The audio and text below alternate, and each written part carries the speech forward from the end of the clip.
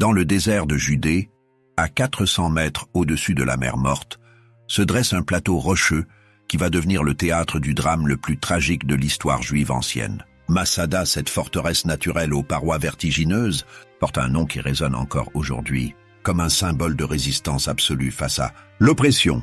L'année 73 après Jésus-Christ marque la fin d'une révolte qui aura embrasé la Judée pendant 7 longues années. Jérusalem est déjà tombée 3 ans plus tôt, son temple réduit en cendres par les légions de Titus. Les rues de la ville sainte ont été jonchées de cadavres, ses habitants massacrés ou vendus comme esclaves sur les marchés de l'Empire. Pourtant, quelque part dans cette désolation, un groupe de rebelles refuse encore de baisser les armes. Ces hommes appartiennent à une faction extrémiste connue sous le nom de sicaires, du mot latin sicari qui signifie porteur de poignard. Leur chef, Éléazar ben Yaïr, descendant du célèbre Judas le Galiléen qui avait déjà défié Rome sous l'empereur Auguste, a mené sa troupe vers cette citadelle apparemment imprenable. Avec lui, 960 âmes, hommes, femmes et enfants, qui ont choisi l'exil plutôt que la soumission. Masada n'est pas seulement un refuge naturel. Hérode le Grand, le roi bâtisseur de Judée, en avait fait une merveille architecturale entre 37 et 31 avant notre ère. Craignant autant la révolte de ses sujets juifs que les ambitions de Cléopâtre d'Égypte, il avait transformé ce plateau en palais fortifié digne d'un empereur romain. Des thermes somptueux, des citernes gigantesques capables de stocker des millions de litres d'eau, des entrepôts regorgeant de vivres, des jardins suspendus défiant la géographie du désert, tout avait été conçu pour résister à un siège prolongé.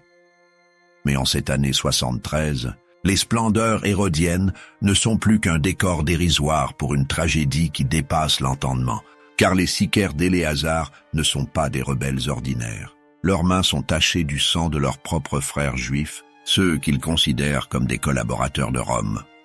À Jérusalem, avant la chute, ils ont semé la terreur parmi les modérés, assassinant quiconque prônait la paix avec l'occupant. Même pendant la guerre, ils se sont battus contre les autres factions juives avec autant de férocité que contre les Romains. L'historien Flavius Joseph, témoin de cette époque bouleversée, rapporte qu'avant de s'installer à Masada, les sicaires ont mené une dernière razzia sanglante contre le village juif d'Ein-Gedi. 700 habitants, hommes, femmes et enfants, ont été massacrés le jour de la Pâque. Leurs greniers ont été pillés, leurs maisons incendiées. Pour Éléazar et ses hommes, il n'y a plus de place pour la nuance. On est soit avec eux dans leur résistance absolue, soit on mérite la mort. Cette radicalité qui les a menés jusqu'à cette forteresse perdue va bientôt se retourner contre eux-mêmes dans des circonstances que personne, pas même leurs ennemis romains, n'aurait pu anticiper. Quand la nouvelle parvient à Rome que quelques centaines de rebelles tiennent encore une position en Judée, l'empereur Vespasien n'hésite pas une seconde. Il faut en finir avec cette révolte une bonne fois pour toutes. L'Empire romain ne peut tolérer qu'un seul bastion de résistance subsiste, même perdu au milieu du désert. Le message doit être clair pour tous les peuples conquis. Rome ne laisse jamais rien passer. La mission est confiée à Lucius Flavius Silva, gouverneur de Judée et vétéran aguerri des guerres de l'Empire. L'homme connaît parfaitement la région et les méthodes de guerre de siège. Il dispose de la 10e Légion Fretensis, une unité d'élite qui a participé à la prise de Jérusalem sous Titus. À ces légionnaires chevronnés s'ajoutent des unités auxiliaires et, détail sinistre, des milliers de prisonniers juifs qui serviront de main-d'œuvre forcée. Au total, 15 000 hommes et femmes convergent vers Masada au début de l'année 72. 8 à 9 000 sont des combattants entraînés. Le reste forme un impressionnant train logistique. Face à cette armée, 960 assiégés dont une majorité de civils, femmes et enfants compris. Le rapport de force est si déséquilibré qu'il en devient presque grotesque. Pourtant, Silva ne sous-estime pas sa tâche. Il sait que Masada représente un défi technique considérable. Le plateau s'élève à plus de 400 mètres au-dessus du niveau de la mer Morte. Ses flancs sont constitués de falaises pratiquement verticales. Un seul sentier, surnommé le Serpent en raison de ses lacets interminables, permet d'accéder au sommet. Même pour l'armée la plus aguerrie du monde, prendre Masada de force relève de l'exploit. Le général romain commence par appliquer la tactique classique de l'encerclement total. Ces ingénieurs militaires tracent un mur de circonvallation tout autour de la montagne, une muraille de pierre sèche longue de près de 4 kilomètres qui coupe toute retraite aux assiégés. 8 camps fortifiés sont établis au point stratégique, chacun gardé en permanence par des centuries entières. L'étau se resserre méthodiquement. Mais Silva sait qu'un simple blocus ne suffira pas. Les réserves d'eau et de vivres d'Hérode peuvent tenir des années. Il faut créer une voie d'assaut directe vers les murailles de la forteresse.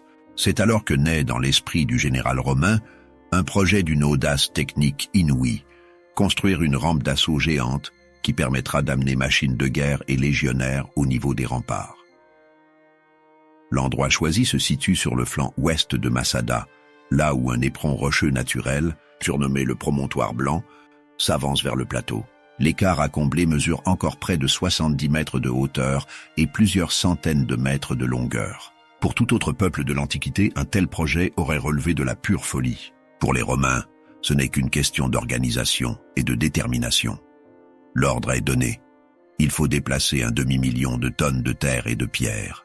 Les prisonniers juifs, enchaînés et surveillés par les légionnaires, commencent à charrier les matériaux depuis les wadis environnants. Jour après jour, sous un soleil de plomb et dans la poussière suffocante du désert, la rampe progresse. Les sicaires de Masada peuvent voir distinctement leurs frères de race peiner et mourir pour faciliter leur propre perte. Éléazar ordonne bien quelques sorties pour harceler les travaux, mais ces hommes sont trop peu nombreux pour vraiment gêner l'avancement. Contrairement aux autres sièges de la guerre de Judée, où les assiégés multipliaient les contre-attaques désespérées, les défenseurs de Masada restent étrangement passifs. Peut-être comprennent-ils déjà que leur sort est scellé. Peut-être Éléazar prépare-t-il déjà dans son esprit la solution finale qu'il va bientôt proposer à ses compagnons. Pendant des mois, le bruit sourd des pioches et des pelles résonne dans le désert. La rampe monte inexorable vers les murailles hérodiennes. Les ingénieurs romains y ajoutent une charpente de bois massive pour supporter le poids des machines de guerre. Au printemps 73, l'ouvrage est terminé. Silva fait alors amener une tour de siège gigantesque équipée d'un bélier et de balistes. Pour la première fois depuis le début du siège, les Romains peuvent porter leurs coups au niveau des défenseurs. En haut de Masada, Éléazar ben Yaïr contemple cette démonstration de puissance avec une amertume infinie. Il sait que dans quelques heures, quelques jours tout au plus, les légions vont déferler sur son refuge. Il sait aussi quel sort les Romains réservent aux rebelles capturés. Les hommes seront crucifiés ou jetés aux fauves dans l'arène. Les femmes et les enfants vendus comme esclaves sur les marchés de l'Empire, dispersés aux 4 coins du monde méditerranéen, contraints d'oublier leur identité et leur foi. C'est alors que germe dans l'esprit du chef sicaire une idée qui va transformer cette défaite militaire annoncée en légende éternelle. Si l'on ne peut vaincre l'ennemi, on peut au moins lui refuser sa victoire. Si l'on ne peut vivre libre, on peut au moins mourir libre. Le matin du 16 avril 73, l'assaut final commence dans un fracas assourdissant. La tour de siège romaine crache ses projectiles sur les remparts de Masada, tandis que le bélier martèle inlassablement la muraille hérodienne. Depuis des mois, les assiégés entendent ce rythme obsédant qui rythme leur journée et leur nuit. Maintenant, les coups résonnent si près qu'ils semblent frapper directement sur leur cœur. Les pierres se fissurent, les joints de mortier volent en éclats. Malgré la qualité exceptionnelle de la construction d'Hérode, la muraille ne peut résister indéfiniment à la pression du bélier romain. Vers la fin de la matinée, une première brèche s'ouvre dans la fortification. Aussitôt, les sicaires se précipitent pour colmater l'ouverture. Mais ils ne disposent de plus de pierres de taille ni de mortier. Dans une improvisation désespérée, ils arrachent les poutres des bâtiments intérieurs et dressent une palissade de fortune doublée de terre battue. Cette fortification de briques et de brocs tient bon pendant quelques heures, stoppant net l'élan des légionnaires qui tentent de s'engouffrer dans la brèche. Silva observe la scène depuis son poste de commandement avec un mélange d'admiration et d'exaspération. Ces sicaires font preuve d'un courage et d'une détermination remarquables, mais leur résistance ne fait que retarder l'inévitable. Le général romain ordonne alors de recourir à l'arme absolue, le feu.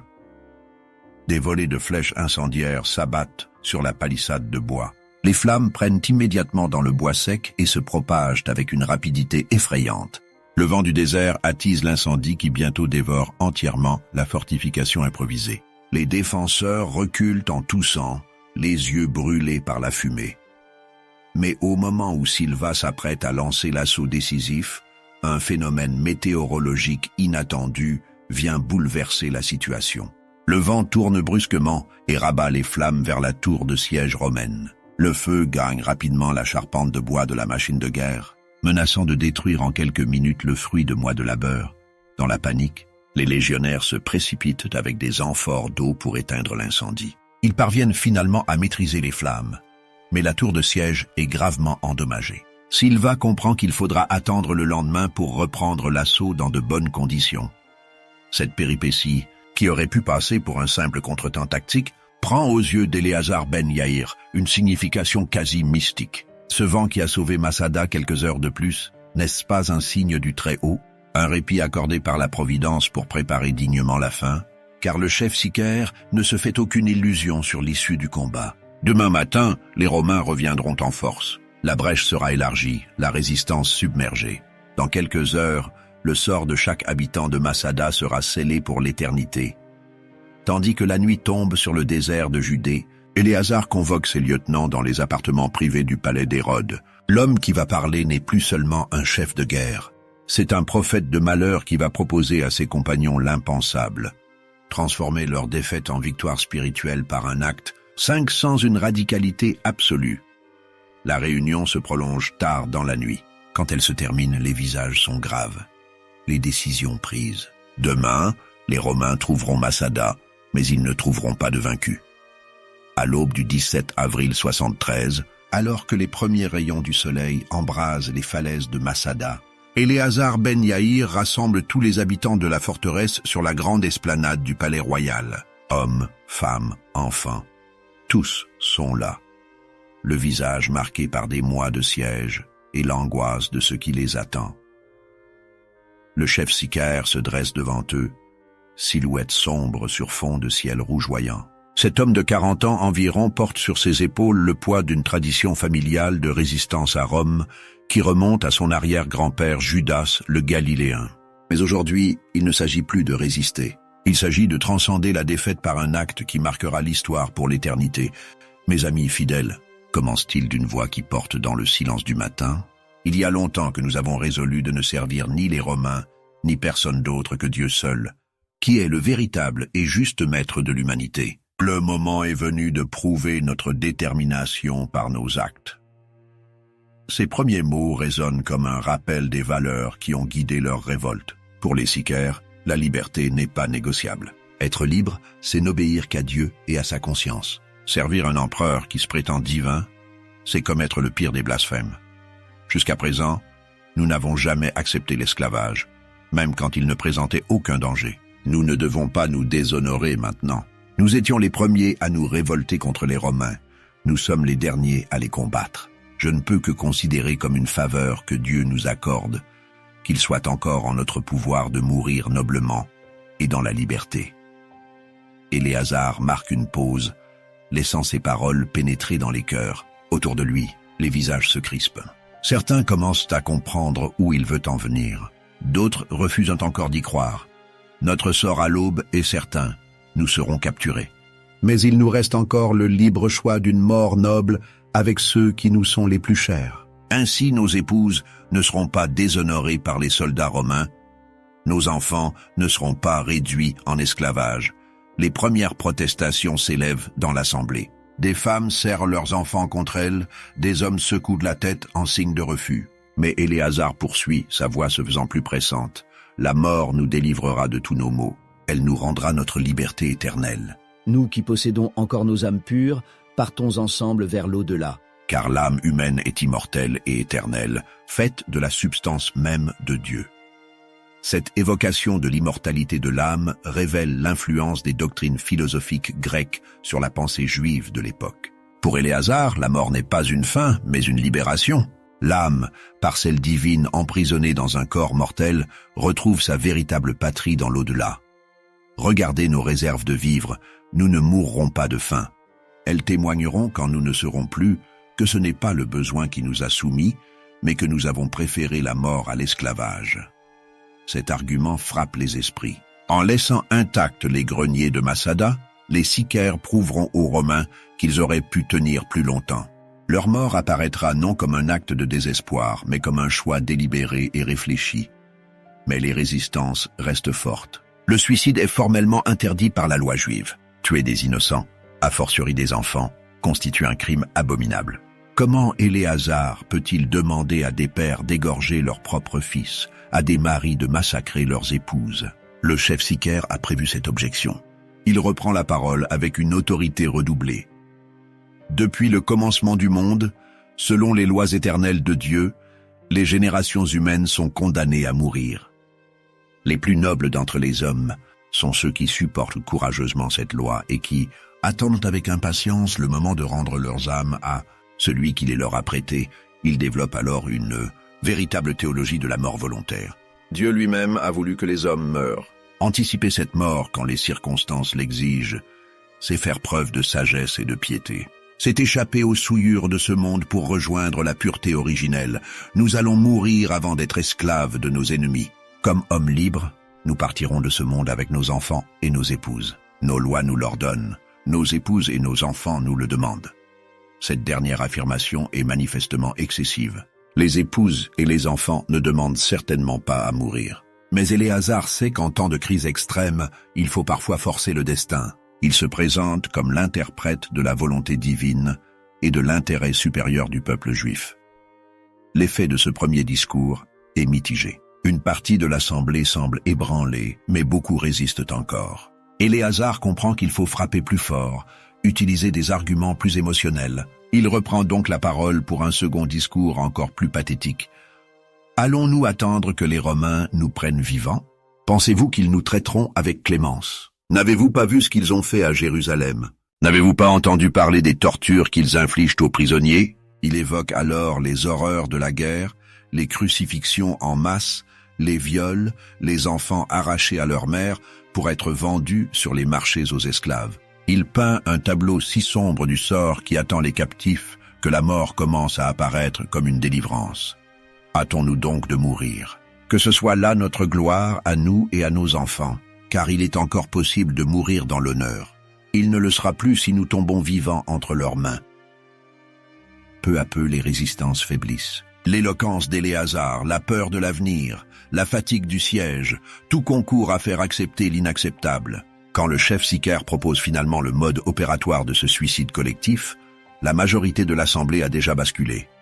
Que chacun tue sa famille de sa propre main, puis que 10 hommes désignés par le sort se chargent de nous tous. Enfin, celui d'entre eux que le sort désignera tuera les 9 autres avant de se donner la mort. Cette procédure compliquée vise à contourner l'interdit religieux du suicide. Seul le dernier homme se tuera vraiment de sa propre main. Tous les autres mourront sous les coups d'un tiers, ce qui techniquement ne constitue pas un suicide, mais un sacrifice consenti. Quand Éléazar termine son discours, un silence de plomb règne sur Massada. Puis lentement, les têtes commencent à hocher en signe d'acquiescement. L'incroyable va se produire. Ce qui suit défie l'imagination et fait frissonner d'horreur. Dans les heures qui précèdent l'aube du 17 avril 73, Massada se transforme en théâtre d'un drame d'une ampleur inouïe. 960 personnes, hommes, femmes et enfants, vont méthodiquement s'entretuer selon le plan conçu par Éléazar ben Yaïr. La première phase commence dans l'intimité des foyers. Chaque chef de famille doit accomplir l'impensable, tuer de ses propres mains sa femme et ses enfants. L'historien Joseph, qui rapporte ces événements d'après le témoignage de survivants, évoque des scènes d'un pathétique insoutenable. Des maris embrassent une dernière fois leurs épouses avant de leur plonger un poignard dans le cœur. Des pères bercent leurs enfants en pleurs avant de les étouffer doucement. Partout dans la forteresse résonnent des sanglots étouffés, des prières murmurées, des adieux déchirants. Certains n'arrivent pas à accomplir le geste fatal et supplient leurs voisins de le faire à leur place. Mais le plus troublant, selon les témoins, c'est l'atmosphère de résignation qui règne sur ces tueries familiales. Personne ne tente de fuir, personne ne résiste vraiment.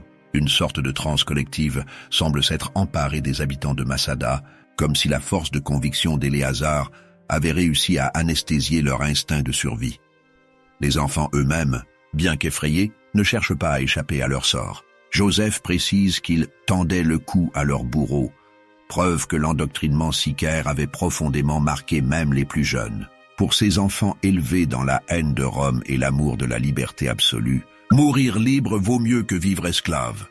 Quand cette première phase s'achève, Masada ressemble à un immense charnier familial. Dans chaque maison, dans chaque casemate, gisent des familles entières étendues les unes près des autres. Seuls survivent encore les hommes en âge de porter les armes, soit environ 300 individus. C'est alors qu'intervient la seconde phase du plan d'Éléazar. Conformément aux prescriptions du chef sicaire, les survivants tirent au sort pour désigner 10 bourreaux qui se chargeront d'achever tous les autres. Cette procédure vise toujours à éviter que trop d'hommes se suicident directement, ce qui constituerait un péché mortel selon la loi juive. Le tirage au sort se fait à l'aide de tessons de poterie sur lesquels sont gravés des noms. Les archéologues du XXe siècle retrouveront effectivement 11 ostracas, portant des noms hébreux, dont un qui porte l'inscription Ben Yair, peut-être la trace matérielle de cette loterie macabre. Les 10 hommes désignés se mettent aussitôt à l'œuvre. Armés d'épées et de poignards, ils parcourent méthodiquement la forteresse pour achever tous leurs compagnons. Ces derniers se couchent docilement à terre et tendent la gorge ou la poitrine pour faciliter la tâche des bourreaux. Aucune résistance, aucune fuite. L'embrigadement sicaire a parfaitement fonctionné. Joseph insiste sur la noble ardeur avec laquelle les victimes accueillent leur mort. Elles embrassent leurs bourreaux, les remercient de leur rendre ce service, leur demandent de frapper vite et bien. Cette abnégation collective dépasse l'entendement et confère à la tragédie de Masada une dimension quasi mystique. Quand cette deuxième phase s'achève, il ne reste plus que 10 hommes vivants dans la forteresse. Conformément au plan initial, ils tirent à nouveau au sort pour désigner celui qui tuera les 9 autres avant de se donner la mort. Le sort tombe sur un homme dont l'histoire n'a pas retenu le nom, simple sicaire qui va devenir malgré lui l'acteur principal de la scène finale. Cet homme anonyme s'acquitte de sa tâche avec la même détermination que ses prédécesseurs. Un par un, il égorge ses 9 compagnons, peut-être en commençant par Éléazar Ben Yair lui-même. Puis, quand il se retrouve seul au milieu des cadavres, il met le feu aux bâtiments de la forteresse pour que les Romains ne puissent profiter des richesses d'Hérode. Enfin, dans un geste théâtral qui achève cette tragédie grandiose, il retourne son épée contre lui-même et se l'enfonce dans le ventre. Sa mort marque la fin de la résistance juive à Rome et l'entrée de Masada dans la légende universelle. Mais cette version officielle des événements, rapportée par Joseph d'après le témoignage de quelques survivants, pose de nombreux problèmes historiques. Comment expliquer qu'une telle abnégation collective ait été possible? Comment croire qu'aucun des 960 habitants n'ait tenté de fuir ou de résister? Et surtout, comment des survivants ont-ils pu assister à ces scènes pour les rapporter ensuite? L'une des énigmes les plus troublantes de l'affaire de Masada concerne l'existence même de témoins capables de rapporter les événements aux Romains. Si tous les habitants ont vraiment participé au suicide collectif, comment Joseph a-t-il pu reconstituer avec autant de précision les discours d'Éléazar et le déroulement de cette nuit macabre? L'historien juif affirme tenir ces informations de 7 survivants qui auraient échappé au massacre en se cachant dans les citernes de la forteresse. Selon son récit, il s'agissait de 2 femmes et de 5 enfants qui, terrifiés par les événements, se seraient dissimulés dans les réservoirs d'eau souterrains au moment où commençait le carnage. Ces survivants auraient donc assisté, depuis leur cachette, au dernier moment de la résistance sicaire. Ils auraient entendu les discours d'Éléazar, vu les familles s'entretuer, observé les différentes phases du suicide collectif. Quand les Romains ont investi la forteresse le lendemain matin, ils seraient sortis de leur refuge pour témoigner de ce qu'ils avaient vu. Cette version soulève pourtant de nombreuses questions. Comment 7 personnes, dont 5 enfants, ont-elles pu rester silencieuses pendant toute une nuit dans des citernes humides et obscures? Comment ont-elles pu voir et entendre ce qui se passait à l'extérieur depuis leur cachette souterraine? Et surtout, pourquoi les sicaires, si déterminés à ne laisser aucun survivant derrière eux, n'ont-ils pas fouillé systématiquement la forteresse? Certains historiens modernes, comme Shay Cohen ou Kenneth Atkinson, émettent de sérieux doutes sur la réalité du suicide collectif. Selon eux, les preuves archéologiques ne corroborent pas le récit de Joseph. Les squelettes retrouvés à Masada sont trop peu nombreux et ne portent pas les traces d'une mort violente générale. Les incendies constatés dans la forteresse pourraient avoir été allumés par les Romains eux-mêmes. Pour ces sceptiques, la vérité serait plus prosaïque et plus conforme aux habitudes de guerre de l'époque. Quand les légions ont pris la forteresse d'assaut, elles ont probablement massacré la plupart des défenseurs selon les usages militaires romains. Quelques sicaires ont peut-être tenté de se cacher ou de fuir, d'autres ont pu effectivement se donner la mort. Mais l'idée d'un suicide collectif organisé relèverait de la légende. Cette thèse iconoclaste s'appuie sur l'analyse du caractère de Joseph lui-même. L'historien juif était un ancien rebelle qui avait trahi sa cause en se ralliant aux Romains après sa capture. Pour racheter cette trahison aux yeux de ses lecteurs juifs, il aurait eu intérêt à magnifier l'héroïsme des derniers résistants. Le suicide collectif de Massada permettait de transformer une défaite militaire banale en geste spirituel grandiose. De plus, Joseph avait lui-même vécu une situation similaire lors du siège de Yodfat en 67. Encerclé avec une quarantaine de compagnons dans une grotte, il avait proposé un suicide collectif par tirage au sort identique à celui de Massada. Mais contrairement aux sicaires, il avait finalement choisi de se rendre aux Romains. En attribuant aux défenseurs de Massada le courage qui lui avait manqué, il donnait une leçon de morale posthume à ses lecteurs. Cependant, rejeter complètement le témoignage de Joseph paraît excessif. L'historien juif s'est montré généralement fiable dans ses autres récits de la guerre de Judée. Les détails qu'il donne sur la géographie de Massada, les techniques de siège romaines ou l'organisation des camps correspondent parfaitement aux découvertes archéologiques. Pourquoi aurait-il inventé de toutes pièces l'épisode du suicide collectif ? La vérité se situe probablement quelque part entre la légende héroïque et le scepticisme radical. Il est vraisemblable que certains sicaires aient effectivement choisi la mort plutôt que la capture. Éléazar a très bien pu prononcer des discours enflammés pour convaincre ses compagnons de se battre jusqu'au bout. Mais l'idée d'un suicide méthodique de 960 personnes reste difficile à admettre. Peut-être faut-il imaginer une réalité plus chaotique, des familles qui s'entretuent effectivement, d'autres qui tentent de fuir ou de se cacher, des combats au corps à corps avec les légionnaires, des incendies qui se propagent de manière incontrôlée. Dans cette confusion, quelques survivants auraient pu échapper au massacre et rapporter des bribes de ce qu'ils avaient vu ou entendu. Joseph aurait ensuite reconstitué ces témoignages fragmentaires en un récit cohérent et édifiant, gommant les aspects les plus sordides pour ne retenir que l'héroïsme et l'abnégation. Cette reconstruction littéraire expliquerait à la fois la vraisemblance générale de son récit et ses invraisemblances de détails. Quoi qu'il en soit de la vérité historique, l'impact de cette histoire sur l'imaginaire collectif reste considérable. Vraie ou fausse, la légende de Massada a marqué pour l'éternité la conscience juive et humaine. Quand les premiers rayons du soleil percent les brumes matinales de la mer Morte, le 17 avril 73, les légionnaires de Silva se préparent à l'assaut final. Depuis leur tour de siège réparé pendant la nuit, ils dominent maintenant les remparts de Massada. L'attaque devrait être une formalité. Quelques heures de combat, et la dernière poche de résistance juive sera éliminée. Mais quelque chose ne va pas.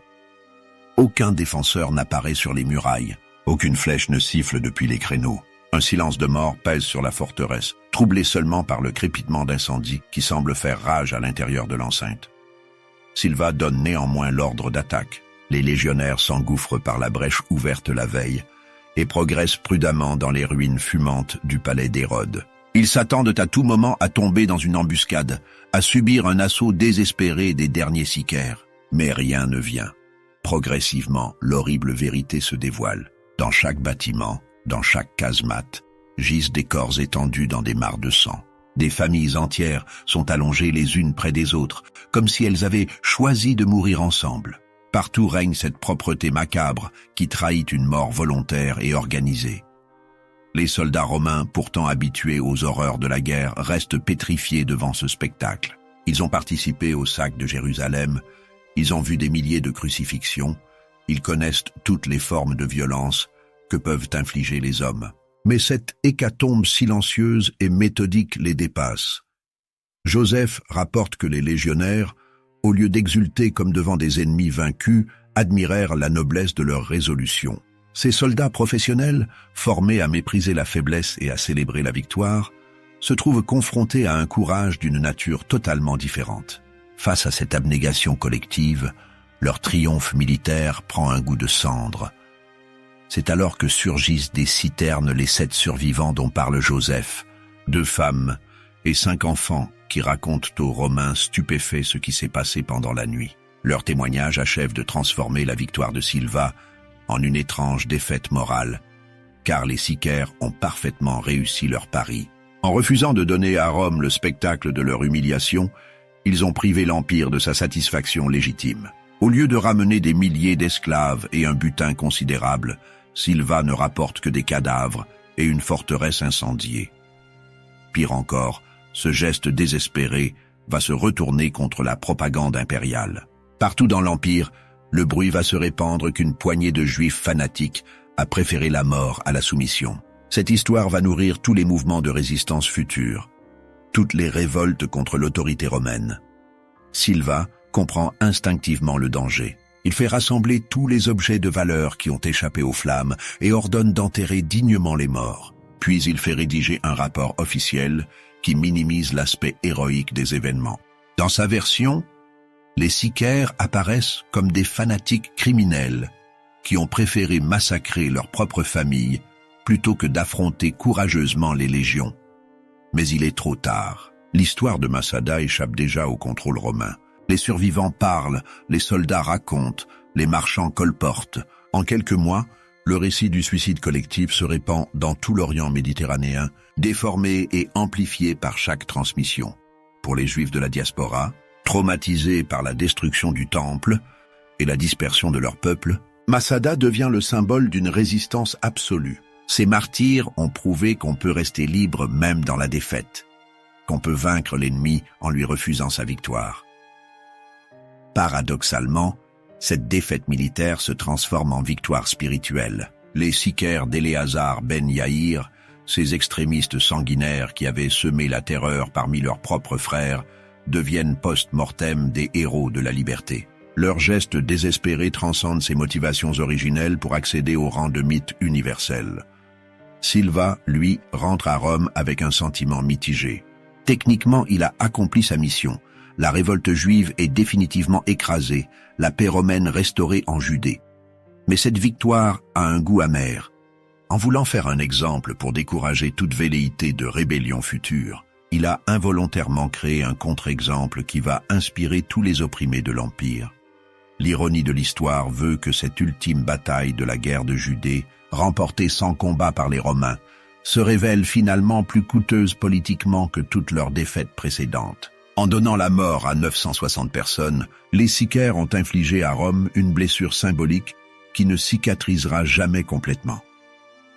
Dans les semaines qui suivent la prise de Massada, Silva fait méthodiquement détruire les installations de siège. La rampe gigantesque est partiellement démantelée, les camps évacués, les machines de guerre démontées. Le général romain veut effacer toute trace de cette opération militaire qui a mal tourné sur le plan politique. Mais il ne peut empêcher la diffusion de l'histoire. Les soldats de la 10e légion Fretensis, redéployés dans leur garnison de Judée, racontent à qui veut l'entendre ce qu'ils ont découvert à Massada. Ces récits de caserne, déformés par l'émotion et l'incompréhension, donnent naissance aux premières versions légendaires du suicide collectif. Parallèlement, les communautés juives de Palestine et de la diaspora commencent à s'approprier le souvenir des martyrs de Massada. Pour ces populations traumatisées par la guerre et la dispersion, le geste d'Éléazar ben Yahir prend une signification religieuse particulière. Ces hommes et ces femmes ont choisi de sanctifier le nom de Dieu en préférant la mort à l'apostasie.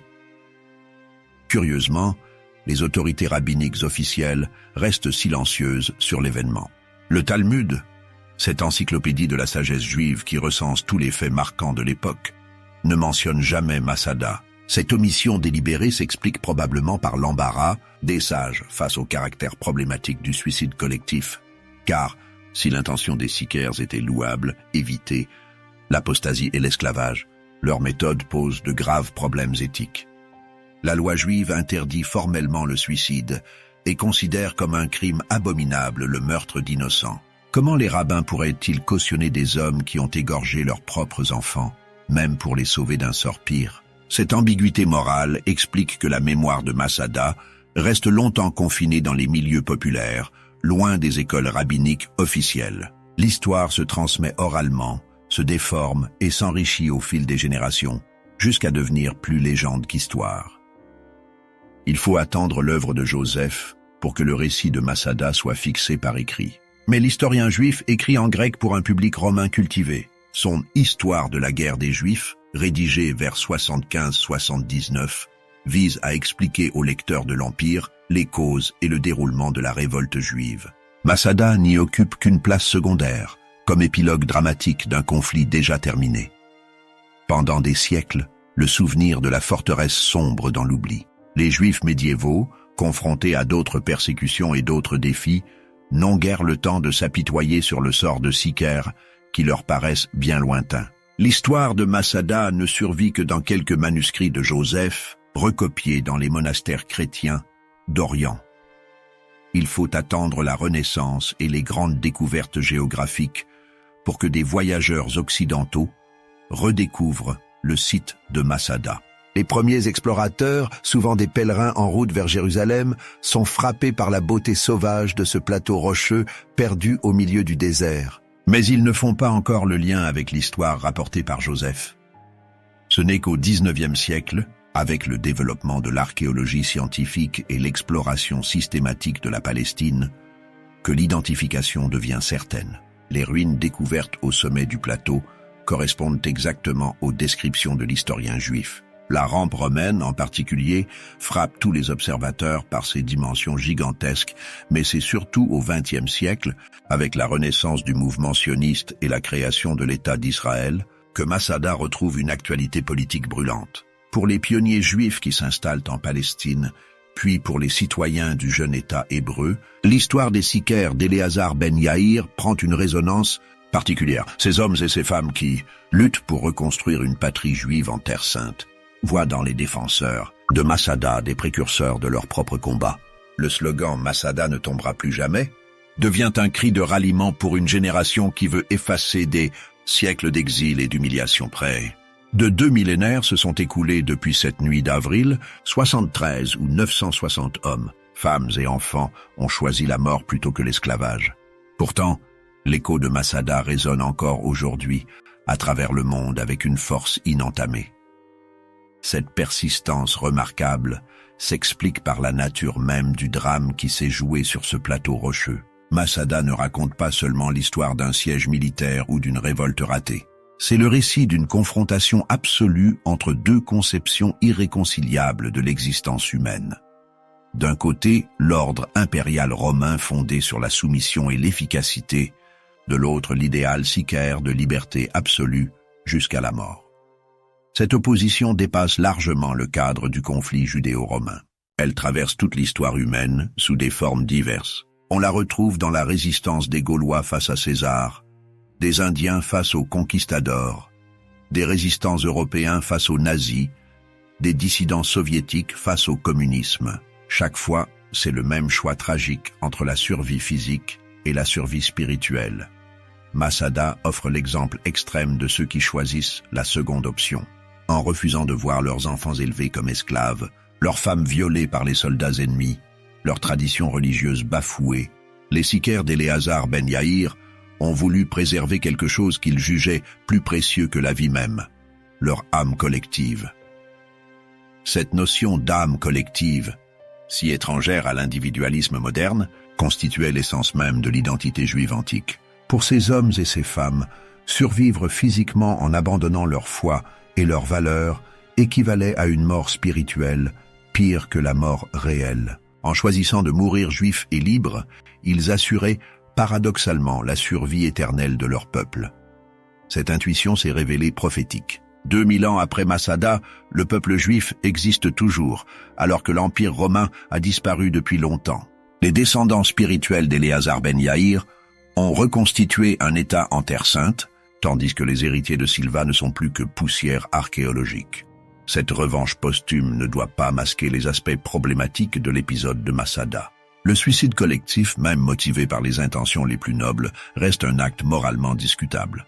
Tuer des enfants innocents, même pour leur épargner l'esclavage, constitue un crime contre l'humanité qui ne peut être justifié par aucune circonstance. De plus, l'exemple de Masada peut légitimer des dérives dangereuses. En faisant du suicide héroïque un modèle à imiter, on risque d'encourager des comportements autodestructeurs chez des individus ou des collectivités en situation de crise. L'histoire récente a montré que cette tentation existait dans certains mouvements extrémistes. Il faut donc aborder Masada avec nuance, en distinguant l'admiration légitime pour le courage des défenseurs et la condamnation nécessaire de leurs méthodes. On peut saluer leur refus de la soumission sans approuver leurs moyens. On peut comprendre leur désespoir sans cautionner leurs actes. Cette approche équilibrée permet de tirer de Masada des leçons constructives pour notre époque. Face aux défis du monde moderne, terrorisme, fanatisme, oppression, l'exemple des sicaires nous rappelle que la liberté a parfois un prix très élevé, mais il nous enseigne aussi que ce prix ne doit jamais être payé au détriment des innocents. Masada nous invite surtout à réfléchir sur les vraies valeurs qui méritent qu'on se sacrifie pour elles. Dans notre société de consommation obsédée par le confort matériel, le témoignage de ces hommes et de ces femmes qui ont tout quitté pour leurs convictions garde une force d'interpellation remarquable.